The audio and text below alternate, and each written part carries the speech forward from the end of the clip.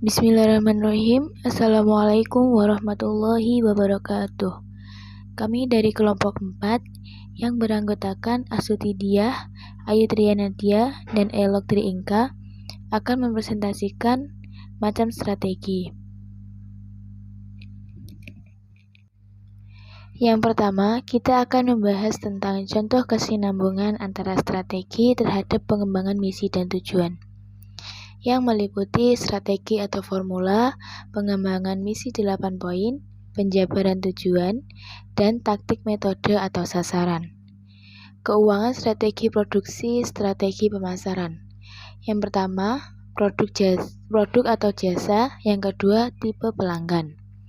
Penjabaran tujuannya, omset perusahaan dan kuantitas usaha. Taktik metode atau sasaran, pengembangan produk sesuai yang diiklankan, database pelanggan, dan pemberian diskon. Yang ketiga, segmen pasar. Penjabaran tujuan, penentuan lokasi pemasaran, taktik metode atau sasaran, peta distribusi dan promosi. Yang keempat, sumber daya, teknologi, inovatif yang digunakan. Penjabaran tujuannya, peningkatan laba. Taktik metode atau sasarannya, perekrutan sumber daya manusia yang kompeten, pemilihan yang tepat guna untuk teknologi dan inovatif. Yang kelima, komitmen terhadap kontinuitas terhadap usaha. Dan yang keenam, konsep mengutamakan kekuatan dan keunggulan. Penjabaran tujuannya, efisiensi biaya dengan efektivitas dan eliminasi kegiatan yang tidak menambah nilai. Sedangkan taktik metode atau sasarannya, misal untuk hasil print sementara menggunakan kertas bekas, controlling biaya sales, kemudian proses komplain, aturan standar kerja yang direalisasikan. Yang ketujuh, komitmen terhadap eksternal, dan yang kedelapan, komitmen terhadap internal. Penjabaran tujuannya menjalin hubungan partnership dengan masyarakat dan karyawan dalam kontribusi pembangunan ekonomi secara makro dan mikro. Taktik metode atau sasarannya, melestarikan lingkungan dari dampak operasional perusahaan sehingga terjaga image perusahaan dan mengurangi biaya non-operasional. Menjaga faktor yang semua berpengaruh terhadap keberlangsungan usaha, seperti halnya sumber daya manusia yang merupakan faktor produksi paling penting. Kemudian manajemen strategis dalam struktur organisasi dalam tingkatan. Yang pertama, strategi korporat. Strategi yang dilakukan oleh leader yang mempunyai wewenang paling tinggi dan siap bertanggung jawab dalam rencana jangka panjang sehingga alokasi sumber daya untuk mencapai misi dan tujuan ada di tangannya. Contoh pertama, keputusan manajer middle departemen produksi barang retail yaitu melakukan ekspansi dengan membuka cabang membeli perusahaan atau ekspansi dengan bisnis waralaba. Kemudian strategi bisnis. Strategi yang dilakukan oleh pihak-pihak yang memegang unit-unit profit atau profit center seperti anak perusahaan, cabang atau outlet.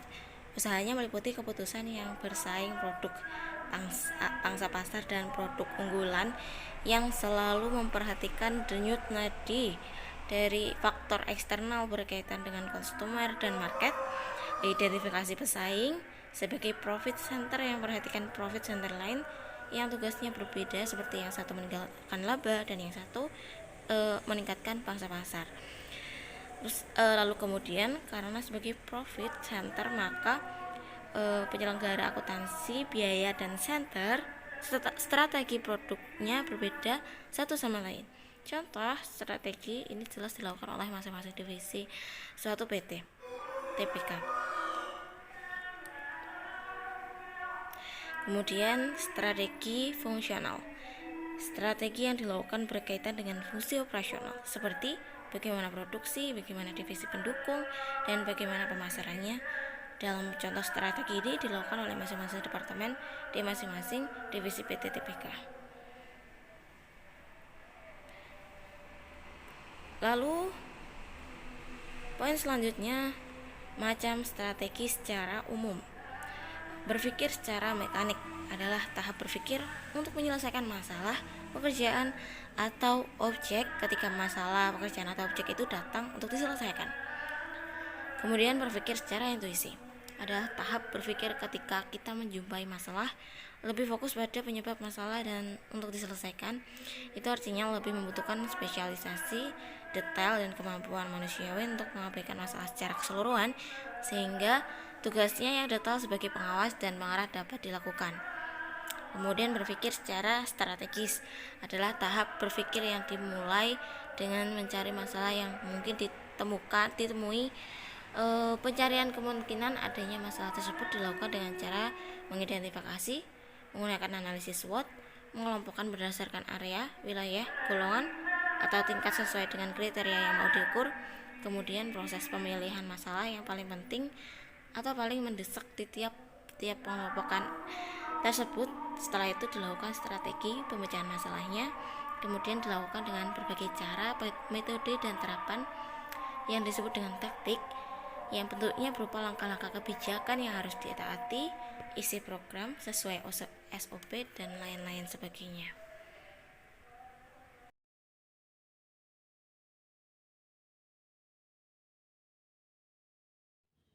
Dan yang terakhir, poin D, yaitu yang meruntuhkan perencanaan strategis.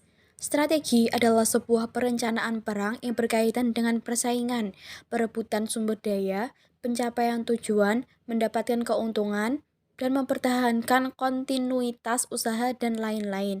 Akan tetapi, strategi yang dilakukan dalam dunia bisnis terkadang bisa sejalan dengan faktor-faktor utama yang mendukung kesuksesan strategi, seperti barang yang berkualitas, harga yang terjangkau, barang yang mempunyai nilai tambah, pelayanan yang memenuhi kepuasan pelanggan, produk yang dapat memenuhi kebutuhan dan keinginan pelanggan, serta produk yang dihasilkan dengan cara yang efektif dan efisien oleh perusahaan, baik dalam fungsi keuangan, produksi, dan pemasarannya. Di kenyataannya, yang terjadi banyak dari pelaku bisnis yang melakukan strategi yang justru bertentangan dengan faktor-faktor pendukung tersebut. Dalam hal tersebut, justru bukan saja merugikan pihak lawan, customer, melainkan juga pengusaha itu sendiri. Karena lambat laun strategi kecurangan akan menjadi bumerang yang akan mematikan usahanya sendiri. Contohnya, kecurangan dalam strategi banyak terjadi di masyarakat seperti pemalsuan air mineral, penggunaan bahan pengawet, dan lain-lain. Strategi negatif yang dilakukan oleh pesaing dalam menjatuhkan perusahaan yang menjadi lawan usahanya, seperti yang telah diuraikan sebelumnya, di era sekarang tidak bisa lagi berlaku secara semena-mena, mengingat banyak faktor antara lain. Yang pertama, tingkat kecerdasan dan pengetahuan masyarakat meningkat seiring dengan perkembangan teknologi informasi.